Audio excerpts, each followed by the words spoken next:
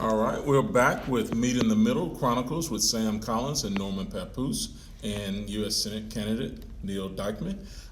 Norman and I have this one topic. We've jumped into some deep issues and topics in the first three segments, but on this fourth one, I want to see where you stand just to start this segment out. Right. Where does Neal Dikeman come down on the NFL kneeling and Confederate statue issues? Oh, so I actually wrote an article on the NFL kneeling the other day. Oh. I did not publish it. I just went out to our mailing list. I frankly didn't get around to publishing it, but maybe I'll do so after this, just for you.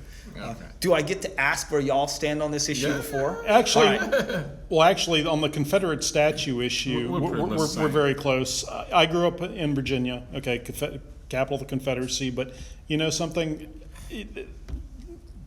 Having those statues there, are they historical? Yes, but I can empathize with people who say that they would be intimidating. They are representative of somebody who wanted to leave the Union. I get all that. To me, it's not worth fighting over, and I'll go, just get rid of them. I will. The kneeling issue? All right, well, let's start with the common ground one first then. And where are you on the Confederate statue issue? If we have $1 to spend, I don't want to spend $1 taking them down. I'd rather spend $1 expanding the narrative to tell the whole story. That sounds rational. It costs me money to get rid of them. Why am I doing that? Yeah. Why would I do that? But I do understand why some would see them as offensive. But I think that much more productive work could be done by expanding the story and telling the rest of the of the story. I'm a history major by origin. That's what I started at A&M. I had two majors, history and economics, before I got enough accounting and finance to get a job. Okay. And I thought I'd get a laugh out of you for that. Yeah. So, and one of the areas I liked in history was military history, and I was a Civil War buff. And I used to be able to write out for you 20 or 30 battles. I could graph them out. So this was my fun thing when I was little, and I probably would have given you a different answer when I was 15 than I would now. But I'm a tech guy. I founded 7 tech companies. This is what I do. You kind of learn to look forward, not backwards. So I just have never seen it as a big issue because, frankly, all of us ought to just be looking forward.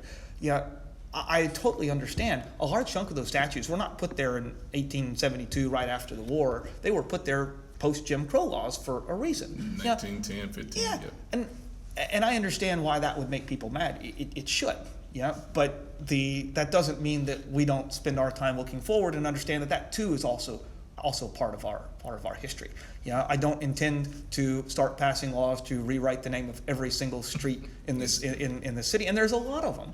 And hey, that's okay. Let's just go forward. Most Americans today can't remember their history from 1974, yet I want to go be dredging up 150-year-old history.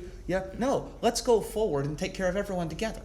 So that's where I come out on that. I just consider it kind of a non-issue. Take that dollar and go forward. Take that dollar and go forward. I'm going to use that line. If we've got $1, why are we tearing down copper? Let's go. Move forward. And then on the kneeling issue. Where do you come out on that? I believe my mother was a staff sergeant in the Marines. I stand during the anthem because I have a hope that America will live up to its promise. But I feel that the players should be allowed to kneel if they want to. I don't want to restrict their freedom to express themselves. Norm feels that they're employees. I can speak for myself. I'm going to speak for you. I don't want you to speak Put some for words in yourself. his mouth and let us speak. Let's see if they match. So my thing is, while I stand, I feel like they should be able to kneel. It's 3 minutes. It doesn't bother me for 3 minutes. If I'm employing somebody, they follow my rules. They have to wear my uniform. They have to wear my uniform the way I say they wear my uniform. If you don't want to work for me, I'm okay with that. You can leave. Okay? I cannot force you to provide your labor to me. You can go somewhere else. I don't blame the players as much as I blame the owners and the league. They are the ones who've allowed this. To me, it is offensive, and as somebody who is providing revenues, or used to provide revenues, because I don't watch the games anymore, as somebody who used to be a big football fan, massive football fan, Redskins, hail to the Redskins, the whole deal.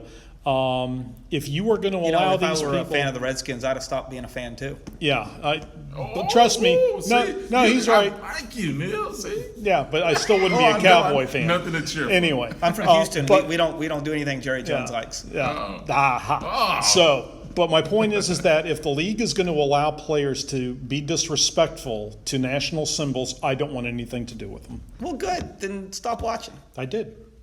So, all right. So here's where I come out on this issue.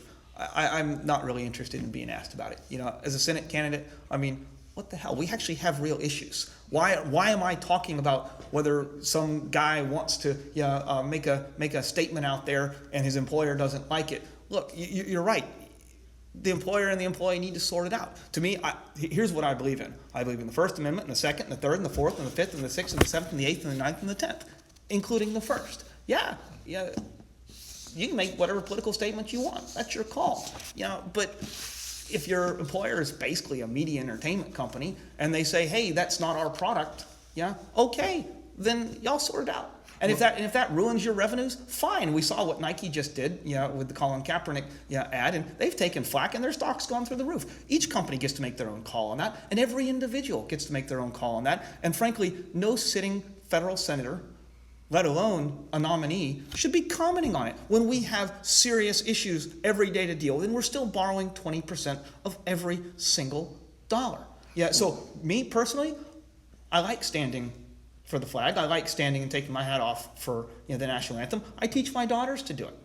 I think it's cool. So to that point of serious issues, this is why it's serious to me. My 22, 20, 18, and 9-year-old live in a world that is not always fair. And That's what correct. the players are bringing attention to is a very serious issue to me. So while it may seem like kind of trivial, it's not very trivial. No, I didn't say it was trivial. Yeah, I didn't say it was trivial. But I'm saying that those that create the laws also have the power to change things to make our communities better. Absolutely. So U.S. very, senators, very, very happy to talk about the underlying issues. Not very interested to talking about If they're whether or kneeling or not not. we should have a protest about kneeling. Because you're right. What's happened when an athlete has gone and kneeled the national anthem? They've pissed off some customers of their employer. And you know what? They're all going to have to deal with that. They're all big boys. They're all making a lot of money. Their employer's making a lot of money. They're making a lot of money, and they've got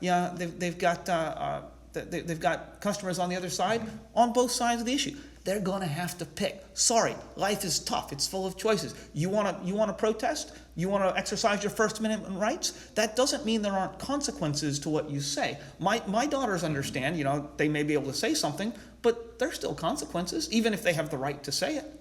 And these guys got to understand that too, and the company's got to understand if they want to sit on the fence and ignore a divide in their customer base, maybe they'll lose eyeballs to another sport. I don't know. It's not my company. It's not my business, and it's not my place to tell them what to do. This is a country where they got to figure it out. Now, that to me is a very libertarian answer. Yeah. And I mean that in the best possible sense. Yeah. Now, how are you going to win? So let's go. You got a question, Noel? Yeah. I want to know. I'm impressed with your answers. Thank you. I think a lot of people would listen to you, and for most of your answers, I think you would enjoy a majority approval rating. I do. And in fact, I think, let's not leave that point. I am convinced, and we've done the focus groups to back it up, that my policy stack, the Libertarians in general, but mine in particular, crosses over party boundaries in ways that is not typical. If you look at the average voter and the bulk of the voters in Texas, and you blindly stack ranked my policies, because what we get hit with is single issue votes saying, well, if you're not for this, I can't be for you, right. or I'm afraid that you're going to hurt the other the guy that I think is better than the other guy. Right. This first versus second versus third choice problem. So we get hit with that all the time. I don't get hit with problems on my policies because I'm better on the policies than these guys that I'm running against. They're frankly not very good. They have bad policies. They're not well thought out, and they're head in the sand. So when we get stack ranked head to head, we win. We win our percentage. I could win the race outright, 50% on a blind stack rank. So that's number one. Number two, so why are we not winning? Because people believe that we can't. The moment people believe that we can, the world will change. But I'm not out here asking for people's vote. I do not actually ask for votes. I ask for the That's opportunity a big mistake. to earn it. That's a big mistake. Don't care. Telling Principle. you right now, that's I a asked huge for the mistake. opportunity to earn it. People want to be asked for their Great. vote, I promise you. That's great. I asked for the opportunity to earn it. I want you to go through and listen to these videos, listen to my policies, listen to interviews like this where you're hit from both sides, and then look at me compared head to head with my competitors, not on one issue, on the whole stack. Not on what Ted says he's going to do and his little voting record with all the fake votes they've put in there to make themselves look good and make other people look bad, but the actual policies on the full line card, and then make a call of who better represents you. That's what I want you to do. And if you, after that, do not think I'm the right candidate for you, fine. I want you to go in the voter booth. I do not want you to tell me who you vote for. I want you to go in the voter booth, and I want you to vote your conscience. I want you to vote for the person who best represents your values and your views on the whole line card, whether that's me or Congressman O'Rourke or Senator Cruz. And then by the end of the day, I am confident that I will either have won the race, have sent a message and made an impact that will affect the outcomes of future races, or have made you think and change you as a voter. But give us an opportunity to earn your vote on our full line card. That's why I love this interview process today, because we're going through a whole series of issues. And basically, there's no place for me to hide. I can't sit on a single issue. And this is what's happening with our political system today. Senator Cruz and Congressman O'Rourke are out there talking about issues based on polls with their own base that they think will rejuvenate and get their base out to outpunch the other guy. They aren't talking about the hard issues that matter. Federal debt, that sort of thing, doesn't even show up on the list. Climate change. I was at University of St. Thomas last night speaking to a bunch of students. And the first question I get asked was, what do you think of a carbon tax? Wow. Nobody's talking about that on the campaign trail, right? The students are. It's not even in the surveys. It's the first question I get asked. In Houston, Texas, right? They are single issue votes allow you to hide as a candidate. They allow you to talk only to your base and not talk to the middle. So I'm not going to ask for your vote because I'm a libertarian. I'm going to walk you through my policies. And I want you to spend the time, educate yourself, and decide whether I've earned it. How much has your campaign spent to date? De minimis compared to my competitors who are raising and spending $1 million or $2 million a month. Into six figures? Not into six figures. Okay. But still probably a record for a U.S. Senate campaign in Texas for the Libertarians. Okay. And are you going to, are you holding back? Are you going to have a final push in October? Look, in a race this noisy, and I know how to raise money.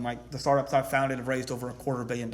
When I need to go get cash, I can get cash. But I'm also a startup guy, and I understand that it's actually not about the money. It's about the message, and in a startup, the customer and the product, the value proposition, and to the voter, the same thing. It's customer-centric behavior. In this race, we were never going to outpunch the amount of cash that's flowing in. That's okay.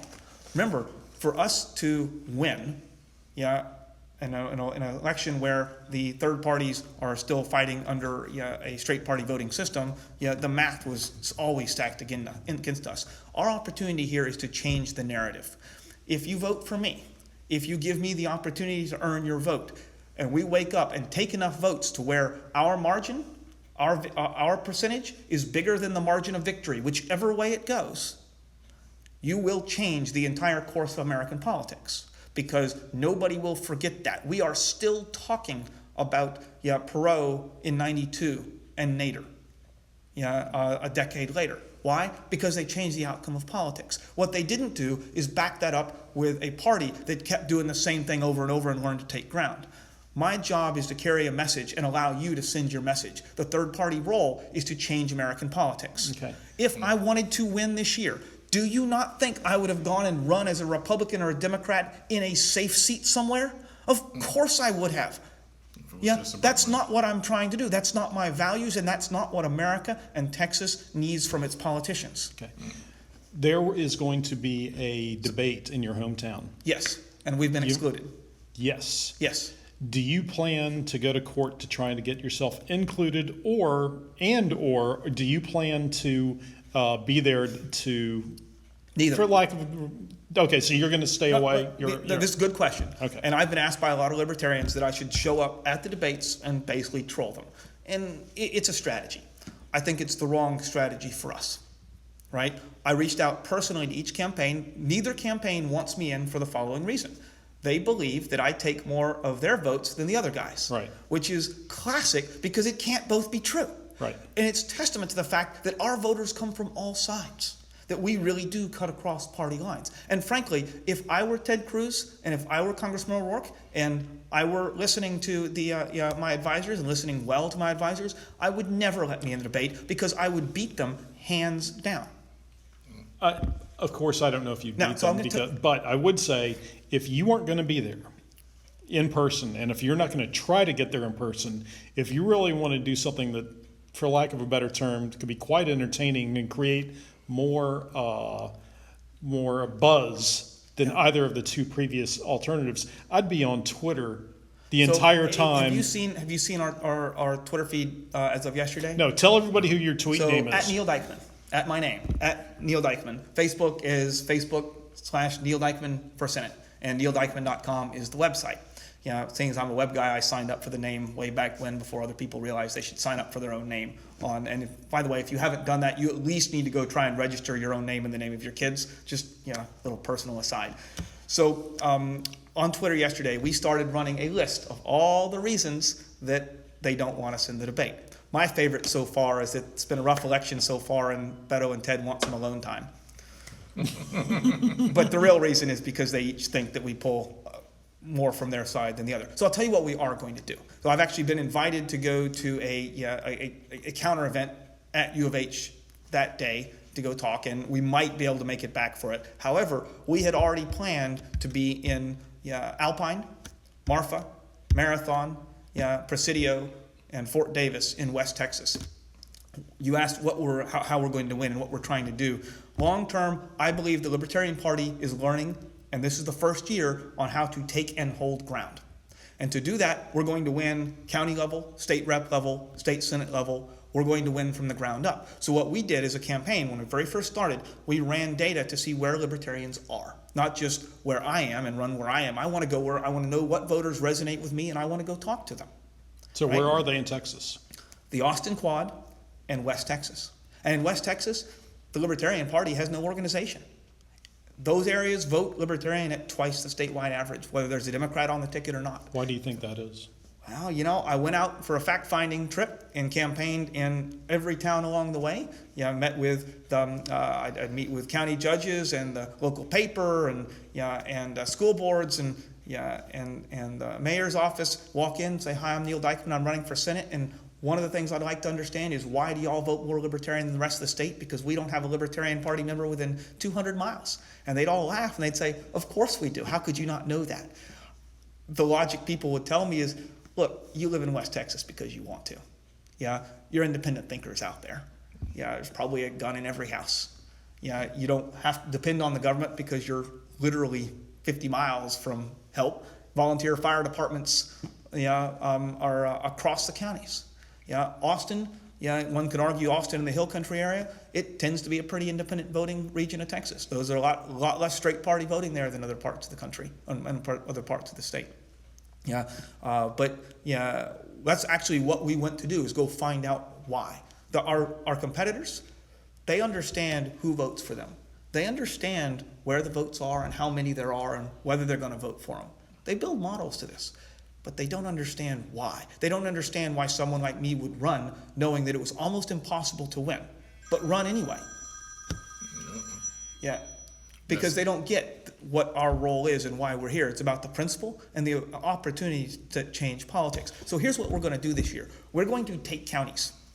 We're going to take counties in West Texas. I'm actually going out after our college tour. We're going out to a whole bunch of campaign events in each one of those towns again. And these are small towns. They're places that my competitors don't go because they think rural Texas doesn't have enough votes to matter. I go because that's where my voters are. And we're going to build there a power base. And it's not going to be me that wins races in West Texas. We'll build local candidates, people who already believe our values, and help give them the platform to run for office. That's what we've done in other counties, and it's what we're going to do. So there. Neal Dikeman's going to be with the Libertarian cause for some time now. I'm doing this not for me. As 5 years from now, you're not going to remember my name.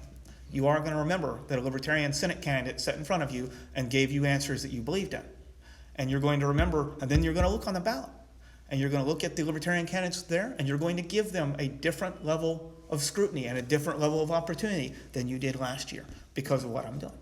And then we're going to take some ground, and we're going to put people in the State House, and when there is one Libertarian sitting in Austin, one state rep, one state senator, one commissioner in one county, that becomes a swing vote. When a handful of voters will put a single candidate from a third party in that office, they become the lever, and that candidate, that office holder, becomes the lever. And levers, that's how the world turns. It's not the poles that have the power, it's the lever in the middle. So we are building the opportunity for our voters to be the lever and let us be that voice and that message and that lever to change our politics forever. Remember, we started this conversation on voter choice. 1 out of 4 seats, in fact, 1 out of 3 of the Texas federal and state seats this year, these races, only has one candidate from a major party. That's not the way the world is supposed to work. That's not fair. It's not reasonable. It's not right, and it is going to stop. Okay. Now, before you close out, I just want to. I pulled up this Winston Churchill quote: "The best argument against democracy is a 5-minute conversation with the average voter." And the reason I bring that up is that just listening to you has raised my knowledge about several issues, and I'm involved. So the average voter needs to start listening. We talk about these one issue candidates and parties. The average voter out there, you need to do better. You need to listen to more voices, get more involved, and get deeper into these issues if we want the world to be better for our children. Absolutely. You can't blame the elected officials. They're victims of the little primary process that we've set up. It's us. It's you and I as the voter who has the power and has the So authority. that's my message to the average voter. We got to get out, but in 2020, who's going to be the Libertarian presidential nominee? I'm not going to handicap that. All right. There's some amazing people that I think are going to run. We'll see who steps up and who wins. You have been on a 4-segment edition of Meet in the Middle Chronicles with Sam Collins and Norman Pappous. We've been interviewing the Libertarian candidate for U.S. Senate from the great state of Texas, Neal Dikeman. We hope you enjoyed the show. Thank you. Thanks very much. Thank you.